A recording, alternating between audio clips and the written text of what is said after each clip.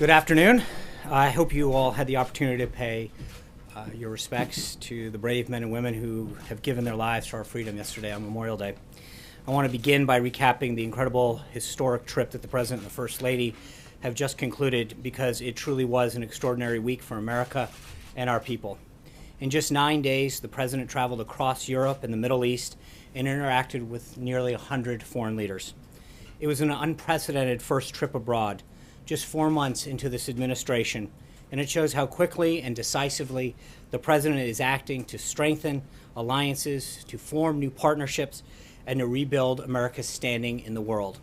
We've never seen before at this point in a presidency such sweeping reassurance of American interest and the inauguration of a foreign policy strategy designed to bring back the world from growing dangers and perpetual disasters brought on by years of failed leadership. President Trump started in Saudi Arabia, beginning his first foreign trip as president in the nation that's the custodian to the two holiest sites in the Islamic faith. The president was greeted on the tarmac by the King of Saudi Arabia and received with incredible graciousness by the kingdom and its leaders throughout his stay. The president's address to the leaders of more than 50 Arab and Muslim nations was a historic turning point that people will be talking about for many years to come. He did exactly as he promised in his inaugural address, united the civilized world in the fight against terrorism and extremism. The president was very direct in calling on the leaders of the region to drive out the terrorists and the extremists from their midst and to isolate the Iranian regime that supports so much of this violence. He let American allies know exactly what they can expect from us going forward, what he called, quote, a principled realism rooted in common values and shared interest. He laid out the case in persuasive detail for why the Muslim world must take the lead in combating radicalization. And he concluded by saying that if those nations go forward, quote, unified and determined to do what it takes to destroy the terror that threatens our world, then there is no limit to the great future our citizens will have. The president's historic speech was met with nearly universal praise. Former CIA Director Jim Woolsey called it, quote, a courageous speech. Former House Speaker Newt Gingrich said in the Washington Post that we have to look back decades to, quote, find a comparatively dramatic moment in the history of U.S. foreign policy.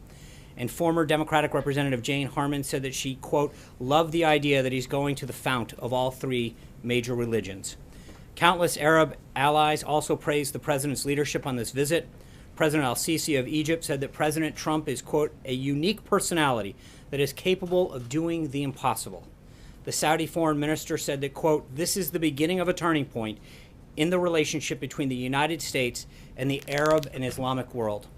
King Salman and other key allies also gave extraordinary speeches at the summit, underscoring just how much President Trump has done to rally the world against terrorism.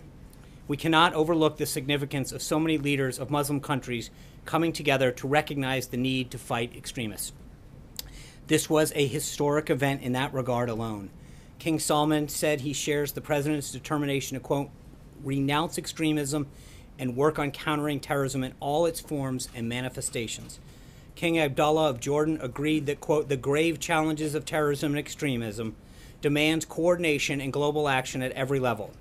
He stated that, quote, we are all accountable for our commitment to fight radicalization in all of its forms. The visit also included historic economic development deals for the United States, totaling well over $500 billion in the creation of tens of thousands of American jobs. These deals include an immediate $110 billion investment, which will grow to $350 billion over the next 10 years in defense cooperation from Saudi Arabia that will further enable Muslim troops to take on a greater role in fighting terrorism. The president also participated in the launch of a new task force to block terror funding in the Gulf, the opening of a new global center for combating extremist ideology, and more than 30 commercial deals that include companies like Lockheed Martin, Raytheon, Boeing, GE, Dow, Honeywell, Emerson, Alcoa, and Cisco, among others, that will result in an additional $270 billion of Saudi investment in American businesses and American jobs. The president then went to Israel, where he was received with incredible warmth. He strengthened America's unbreakable bonds with Israel, made the first ever visit by a sitting American president to the Western Wall, and gave a highly praised address at the Israel Museum as part of a continuing effort to rally nations together in the fight against terrorism and common enemies. The moving address spoke of a future in which, quote, children around the world will be able to live without fear, to dream without limits, and to prosper without violence. He said, I ask this land of promise to join me in fight our common enemies, to pursue our shared values, and to protect the dignity of every child of God. The president also visited Yad Vashem to memorialize the victims of the Holocaust and to pledge never again. The president met with both Prime Minister Netanyahu and Palestinian Authority President Abbas to advocate for a renewed push for peace, which they both agreed they were prepared to work towards. He also discussed with both leaders how to increase cooperation against terrorism. Prime Minister Netanyahu said, quote, for the first time in my life, I see real hope for change. And a correspondent at one of the leading Israel publications wrote that, quote, in the short space of 3 days, Trump carried out a semi-revolution. From Israel, the president traveled to Rome, where he met with Pope Francis at the Vatican. They had a very productive conversation about combating ISIS and other terrorist groups, protecting religious liberty, and numerous other issues. The president and the First Lady were incredibly honored by the visit. The president then attended the NATO summit in Brussels, where he boldly stood up for American taxpayers and our common defense by calling on other NATO countries to pay their fair share on a speech delivered with the leaders of all of NATO's countries all present. Hardworking Americans saw a leader represent them and their security on the international stage. The president also urged NATO to adapt the alliance to more effectively combat terrorism. Later in the meeting, the member states unanimously agreed on those two priorities, and the Secretary General was extremely complimentary of the president's work to dramatically strengthen the alliance by getting member states to increase their contributions. Finally, the president traveled to the G7 summit in Sicily, where he and other leaders discussed how to better promote prosperity and security for each of their countries. Those meetings were marked by outstanding success that we see reflected in the communique that was issued. They include a strong statement that G7 nations will stand against unfair trade practices and a commitment to fostering a true level playing field. The G7 leaders also endorsed the right of sovereign nations to control their borders and endorsed in that communique the policy outlined by President Trump to seek resettlement of refugees as close as possible to their home countries so that they can be part of an eventual rebuilding. This language on migration and refugees was a major shift in policy towards the shift of the president. The G7 formally also condemned the use of chemical weapons, and needless to say, the president's leadership was critical in setting those priorities for the nation. In addition, the president also met with Prime Minister Abe of Japan. The two agreed on the need for enhanced sanctions with respect to North Korea. The president concluded his trip with an address to the service members and their family at Naval Station Sigonella to thank them for their service on Memorial Day weekend and to deliver another strong message about the unity in the fight against terrorism. Then yesterday, President Trump spoke at Arlington National Cemetery for Memorial Day services and visited the grave sites of many of our fallen heroes. This was an extraordinarily successful and historic 9-day trip the president took. He accomplished the return of a strong America to international affairs, rallied civilized nations of the world against terrorism, took real steps towards peace in the Middle East, and renewed our alliances on the basis of both shared interest and shared burdens. The trip sets the stage for a much more safe and prosperous nation here at home and a more peaceful world for all. We're back at home now, and the president and his cabinet are moving full steam ahead on the president's agenda. As the president noted this weekend, his plan for the most significant tax reform in decades continues to progress, led by Secretary Mnuchin and NEC Director Cohn. While the president was away, the team here held several meetings with members in leadership. In particular, Secretary Mnuchin met separately with the House Ways and Means Committee, Republican and Democrat members, the Freedom Caucus, and the Republican Study Committee. The vice president also discussed tax reform with multiple members and with leadership during his regular visits to Capitol Hill. We'll begin holding industry listening sessions next week, providing an opportunity for business leaders and job creators to give us their inputs on what reforms are necessary to allow us to grow jobs and the economy. This morning, the president met with Environmental Protection Agency Administrator Pruitt. One of the topics that they discussed, of course, was the president's upcoming decision on the Paris Climate Accords. As I've told you overseas, this is the subject that the president is spending a great deal of time on, and one that he spoke to the G7 members about during their meetings. Ultimately, he wants a fair deal for the American people, and he will have an announcement coming on that shortly. Also today, the president's trade representative, Ambassador Robert Lighthizer, is having several meetings with representatives from the Vietnamese government, including the Prime Minister and the Trade Minister, ahead of tomorrow's visit between the president and the Prime Minister. U.S. Trade Representative will have readouts on those meetings available for you this afternoon. Ambassador Lighthizer will also be speaking at the Chamber of Commerce Gala this evening for the Vietnamese Prime Minister. That speech should be available via the U.S. Chamber's Facebook page. During his speech, Ambassador Lighthizer will highlight the developments of our bilateral relationships with Vietnam over the past 2 decades, while underscoring the work ahead in addressing the challenges presented by the recent sharp increase in our trade deficit with Vietnam. As the President has made abundantly clear, trade deficits and unfair trade practices have disproportionately hit American workers. Through a robust and varied trade agenda, this administration is strengthening our important relationships with partners like Vietnam by leveling the playing field for American businesses throughout the world. And with that, take your questions. Bill. Yeah, to the issue of the Russia probe, I'm wondering, Sean, if you can tell us when the President knew, whether the President knew at the time that Jared Kushner was seeking to establish back-channel communications at the Russian embassy to the Russian government. And if he didn't know at the time, when did he find out?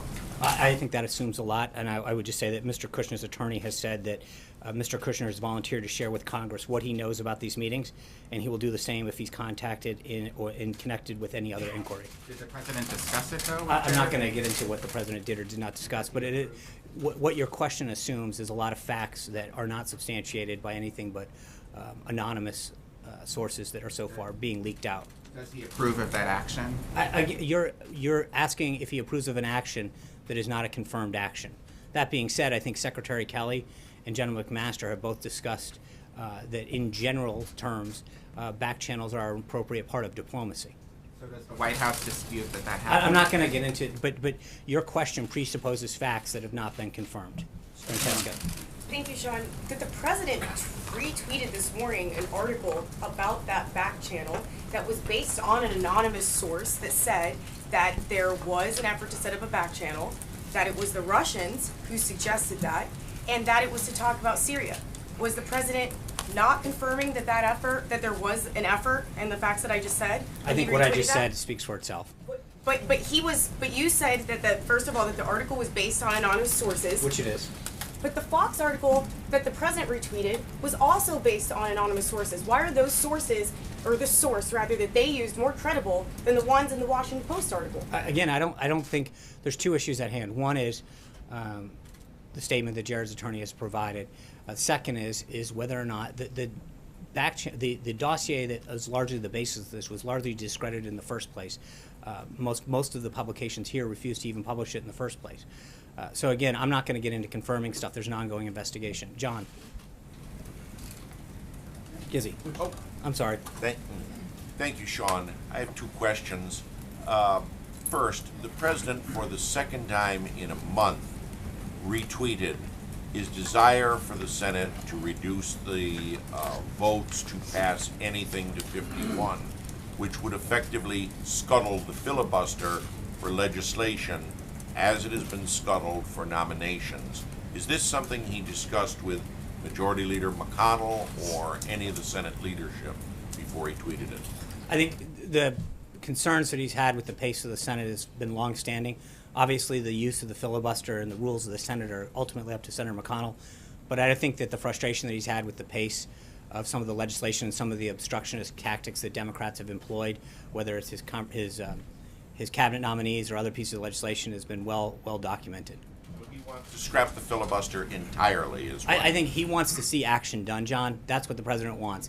Whether it's the delays that Democrats pose to his cabinet nominees or pieces of legislation, he wants action. This President was elected to get things done, and he wants to see things move through the House and the Senate, especially when you've got a majority of support and people to stop playing games. Zeke? Second question, I did want to mention that before he left to go abroad, the President praised Philippine President Duterte for his action against drug dealers and dealing with them. Various human rights groups have condemned President Duterte, saying that a lot of the executions of drug dealers have been done without trial. Does the President stand by his words of praise for the Philippine President? I think the President recognizes the need to combat drugs but he also believes in human rights. It's something that he's worked with several countries. It's one of the reasons that he's reviewing the Cuba policy, et cetera. He wants human rights. It's something that's very strong to him. It's something that he's discussed in private with several countries. Zeke. Tomorrow is the deadline for the Jerusalem Embassy Act, the expiration of the last Obama waiver, the 6-month waiver. Has the president made a decision whether or not to sign another waiver? No. And so that decision will be made in the next 24 hours, presumably? When the president has a decision to make, we'll let you know. Secondly, we're also waiting on a few other reviews, both for the ISIS review as well as the Afghanistan review. Right. What is the status of those? You mentioned that Paris will be hearing this week. The president said, what about the other two subjects? I think on the Afghanistan review, he's still reviewing that from the Department of Defense. When we have an announcement, we'll let you know. Sarah. Thanks, John. The president tweeted on Sunday that he thinks Republicans should, quote, add more dollars to health care and make it the best anywhere. What did he mean by that? Well, there's a lot of savings that are coming out of the repeal and replace effort right now. I think we're at $119 billion that we saved through the president's efforts. And I think the health care has been something that the president's been very clear on throughout his time as a candidate, well through his presidency, to make sure that the American people get the care and the accessibility that they need. He understands how important health care is. And the bottom line is he's going to do whatever it takes to make sure that people have quality, accessible health care. More dollars, did he mean to the high-risk pools? Did he mean to the cost-sharing reduction payments? Where did he want to add them? I think this is the bill's in progress. Obviously, it's in the Senate right now, and he's willing to work with them to do what it takes. Olivier. John, following on one of Zeke's questions, Afghanistan is now the country's longest war. How much more American blood and treasure is the president willing to expend, and does he think it's a winnable conflict? I think the conflict that he wants to defeat ISIS. He wants to defeat al-Qaeda. He wants to defeat threats, to defeat terrorism. I think I just read to you throughout the trip, that was the common thread. The uniting the Muslim world, talking about it with Prime Minister Netanyahu and President Abbas, talking about it even with the Pope, that wherever he went on this 9-day trip, protecting our country, protecting the world's people, was at the front of that discussion. And I think he wants to do whatever he has to do to make sure that our country is safe and our people are safe. That's why he's asked for this review. Hey, Sean, let me ask you a couple, if you don't mind. First, on tax reform, the president tweeted over the weekend that it was going, quote, very well. You just used the word progress. However, Republicans on the Hill still appear to be divided. The president tweeted today that maybe they should reverse the filibuster rule. So I'm wondering what the progress is and what is it that is going very well at this point in time? I think the reception that Secretary Mnuchin and others on the staff have gotten from leadership, members of the House Ways and Means Committee, Senate Finance, et cetera, has been very welcoming, as well as in the business community. But I think obviously part of as I just mentioned to the previous question, part of the reason that he is frustrated with the Senate rules is because when there is a majority of support on key issues or key people, as the case was in the confirmation progress, he thinks it's standing in the way of progress that the American people have asked for. Let me ask you about the FBI director. Before the foreign trip, Joe Lieberman was the leading candidate identified by the president. Mr. Lieberman's out. Where does the FBI director search stand? John Pistole, is he at the White House interviewing today? Is he the leading candidate at this point? The president will be meeting with 2 additional candidates this afternoon, both Chris Wray and John Pistole. When the president feels as though he's met with the right candidate, he'll let us know. But he'll meet with candidates today and continue to do so until he finds the right leader. Are they two finalists at this point? Are they the 2 finalists or 2 of a expanding group? The president is the ultimate decision maker, and when he makes a decision as to who he believes is best to lead the FBI, he will let us know. Katie. The president tweeted that tax reform is going well, but you just said that he's actually very frustrated with the lack of progress in the Senate. So does the White House still stand by its August deadline for tax reform? And does the White House still believe that health care, tax reform, and infrastructure is going to get done this year? So just so we're clear, there's 2 separate issues, right? One is, I think the talks that Secretary Mnuchin and other members of the staff have had and the reception that they've gotten to the president's bold tax reform proposal is extremely welcoming. I think the president in general finds it frustrating the way how the Senate operates. And again, I'm dating this back to the holdup that they had on some of these unbelievably well-qualified nominees. So we don't want to mix those 2 issues together.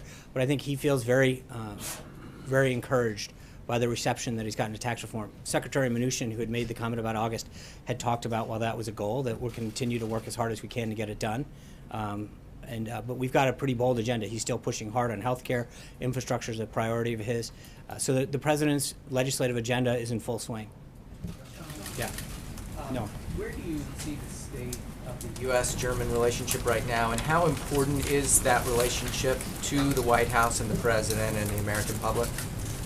I think the relationship that the president has had with Merkel, he would describe as fairly unbelievable. They get along very well. He has a lot of respect for her. They continue to grow the bond that they had during their talks in the G7. And he views not just Germany, but the rest of Europe as an important American ally. During his conversations at NATO and at the G7, the president reaffirmed the need to deepen and improve our transatlantic relationship. And how did he view her comments that she felt that Europe could no longer depend on the United States? Well, respectfully, that's not what she said. So since you're misquoting the chancellor, let me read what she actually said. She said, "The time when Europe could rely solely on others is somewhat in the past. And as I've witnessed over the past few days, Europe must take its fate into its own hands. This means working in friendship with the U.S., the U.K., and neighborly relations with Russia and other partners." That's great. That's what the president called for. He called for additional burden sharing. The Secretary General of NATO said that the president's calls are what's moving them in the right direction. The president is getting results, and more countries are stepping up their burden sharing. That is a good thing for them, it's a good thing for NATO, and it's a good thing for America. Scott Thurman. Yeah, Sean, has the president been meeting with lawyers specifically about defending himself in the special counsel investigation into Russia? I'm sure you've probably seen the reports that Congressman Adam Schiff would like to see Jared Kushner before his committee and possibly even go over his clearances. I'm not going to dignify partisan accusations of anonymous sources and alleged unsubstantiated attacks. So I'm not even going to just. About the president, whether or not he's had any meetings with if lawyers we have, specifically. the president has a lot of meetings. If the president has a decision on anything, we'll be sure to let you know. Yeah, Brian. First, welcome back, by the way. Thanks. Two quick questions. This weekend, while you all were gone, someone shot up the Lexington Herald-Leader, and of course we understand what happened in Montana with now Congressman Gianforte. I think he has a misdemeanor charge of assault. Will this administration take a stand against violence aimed at reporters? We'll take a stance against violence against any individual. Well, and so would you, all right, second, let me follow that up with, would you support legislation? You all have been the ones that have come out screaming against fake media. Would you support legislation that would support real reporting, such as this SHIELD law I've asked you before, such as other? We have a constitution, Brian, that supports the First Amendment, which allows all Americans, and anyone in this country, frankly, the freedom of expression. We support that full. The second question. When you say that you're gonna try to defeat ISIS and Al Qaeda, what are you doing to eliminate the abject poverty that is the breeding ground for the terrorists? As we've mentioned before, his national security team is putting together a holistic solution to defeating ISIS. When that strategy is complete, we'll have something for you on it. So you said that a back channel is an appropriate part of diplomacy. I didn't say that. I said that Secretary Kelly and General McMaster have both commented on that. Add more to that. Well, how is it that it's appropriate for someone who's a private citizen, not sworn in as an official of the U.S. government, to conduct any kind of negotiation or diplomacy with a foreign official? Again, I would just refer you to both the comments that Secretary Kelly, General McMaster have said about how they can be an important tool in diplomacy. But at the time, there was no one who was close to the president who was working in an official government capacity. How is that appropriate? Again, I think that both of those individuals who are steeped in national security and foreign policy have said that that can be an effective tool, generally speaking, in diplomacy. Shannon. I know the president hasn't made a public decision on the Paris agreement, and I know you don't want to get out ahead of him, but on the more broad issue of climate change, can you say whether or not the president believes that human activity is contributing to the warming of the climate? Honestly, I haven't asked him. Okay. I can get back to you. And do you feel like that is a decision he's still trying to make? I don't know. I honestly haven't asked him that specific question, so I would feel... Just real quick on healthcare to follow up on a question back there. So as part of the tweet about wanting to add more money to get better health care, would the president consider putting back some of the Obamacare taxes that were taken out of the health bill as it goes into the Senate? Would he be in support of keeping taxes in there to help pay for health care? Again, that negotiation is ongoing with the Senate, and I don't want to presuppose what the president may or may not want to do. Deborah.